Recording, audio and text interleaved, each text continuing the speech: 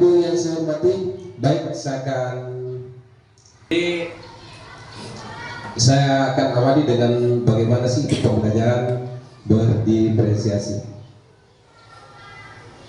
Pada kesempatan ini kami angkat topik topiknya adalah pembelajaran berdiferensiasi.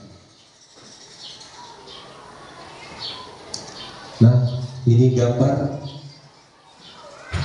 Nah, tentu di antara kita ada yang bertanya apa sih pembelajaran berdiferensiasi itu, dan tentunya bukan hal baru, tapi ini sudah kita lakukan. Namun perlu kita kuatkan kembali bagaimana sih pembelajaran berdiferensiasi yang sesungguhnya, karena meskipun kita sudah lakukan di kelas, tidak ada salahnya kita ulang dan ulang sehingga menjadi pembelajaran berdiferensiasi yang utuh.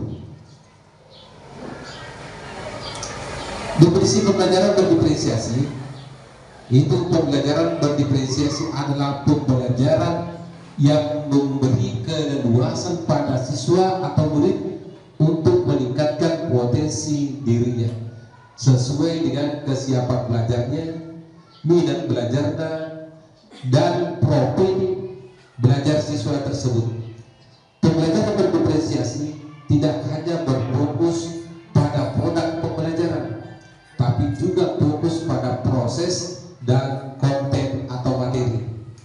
Metode ini dapat diterapkan hampir pada semua mata pelajaran. Ciri-ciri atau karakteristik pembelajaran berdiferensiasi yaitu yang pertama, lingkungan belajar mengundang murid untuk belajar. Yang kedua, kurikulum memiliki tujuan pembelajaran yang didefinisikan secara jelas.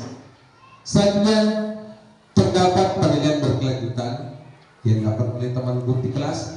Guru menanggapi atau merespon kebutuhan belajarnya murid. Tentu yang kita hadapi adalah murid yang punya karakter belajar yang berbeda, gaya belajar yang berbeda, sehingga disinilah kita betul-betul bagaimana mengetahui gaya belajarnya, mengetahui apa sih kebutuhan belajarnya atau kebutuhan belajar anak sendiri. Yang berikut adalah manajemen kelas lebih efektif.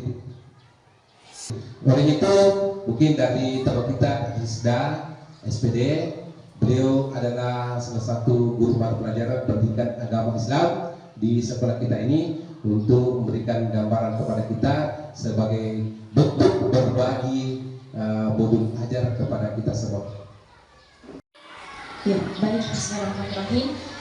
Kami akan melanjutkan untuk menampilkan contoh dari modul ajar yang berdiferensiasi. Jadi modul ajar yang kami buat di sini adalah khusus untuk mata pelajaran pendidikan agama Islam, karena saya sendiri mengaku mata pelajaran pendidikan agama Islam.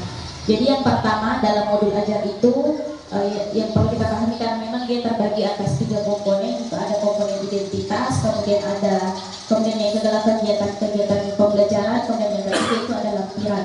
Jadi untuk komponen yang pertama itu adalah identitasnya, sama mungkin dengan RPP sebelumnya. Kalau di kurikulum 2013 sama juga ada namanya identitas. Nah, di modul ajar pun juga tetap ada identitasnya, mulai dari sekolah, fasenya, kelasnya. Jadi untuk modul ajar yang kami buat ini, ya saya mengambil fase B, yaitu kelas 4, dengan elemennya yaitu adalah sejarah peradaban Islam. Dan kalau memang di pendidikan agama Islam itu memang ada 5 elemen, ya, ada akidah akhlak, Quran hadis, fikih, dan ada juga sejarah peradaban Islam. Ya. Kemudian materinya yaitu adalah kisah Nabi Muhammad SAW membangun kota Madinah. Kemudian juga ada alokasi waktu yang ditentukan.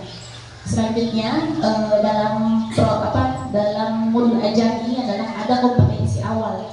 Nah, dalam kompetensi awal ini ya tentunya kompetensi awal ini membahas bagaimana kompetensi atau kemampuan awal peserta didik sebelum kita mengajarkan materi tersebut, yang biasanya kita peroleh dari asesmen diagnostik. Ya, biasanya kita dapatkan dari asesmen diagnostik kognitif. Jadi sebelum pembelajaran kita melakukan asesmen terhadap siswa, bagaimana pemahamannya terkait materi yang nantinya akan kita pelajari. Jadi diketahui bahwa siswa belum mampu untuk menjelaskan upaya-upaya yang dilakukan Nabi Muhammad SAW dalam membangun kota Madinah. Nah, itu kompetensi awal yang kami peroleh setelah melakukan asesmen diagnostik kognitif.